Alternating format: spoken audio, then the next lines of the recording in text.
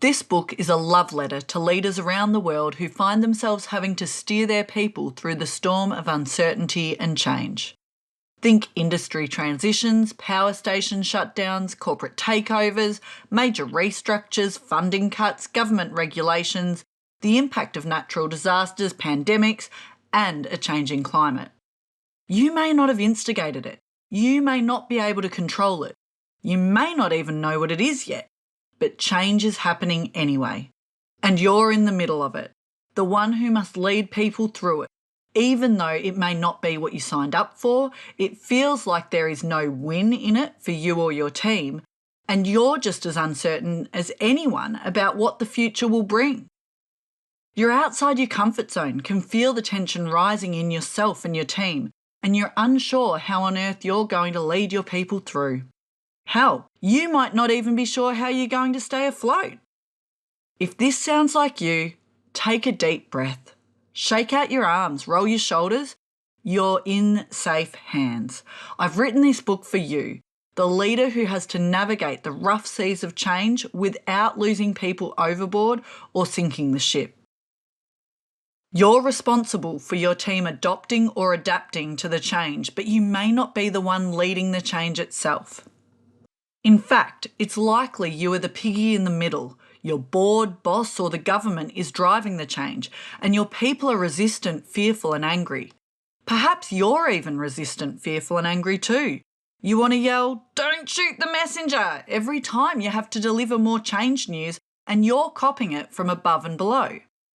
That said, you are a professional.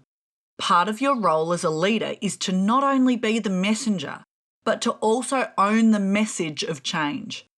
And even in the face of the challenge change brings, you still need a functioning team. You still have to get the job done, deliver the goals and KPIs, manage performance and behaviour, protect the safety and well-being of your people, and get yourself through with your own health and integrity intact. But how do you do that? How do you lead your people through significant change, whether it comes out of left field or is years in the making, and whether you're the one driving it or not? That's what this book is all about, helping you lead yourself and your people through change. Let me be clear, this is not a book about change project management. It's not about processes, policies, procedures, and Gantt charts.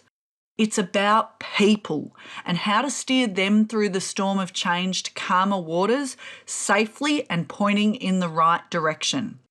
Less of the head, more of the heart. It's not an academic book, rather it's a practical, plain-speak guide to help you navigate your team through the rough waters in a way that steadies the ship and keeps you on course. Many leaders find themselves the bearers of changed news without ever being taught the foundations of how to lead their people through change.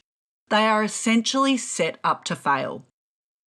While the upper echelons of an organisation will often invest in change management support for themselves, there is a gap in support for the middle management, team leader and coordinator level who actually have to get the change across the line.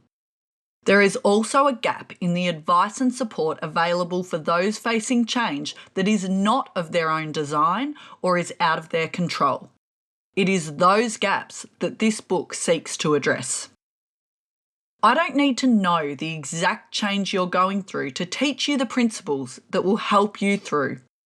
This book is about the foundational communication, leadership and people skills you need to support your team through any change, be it big or small.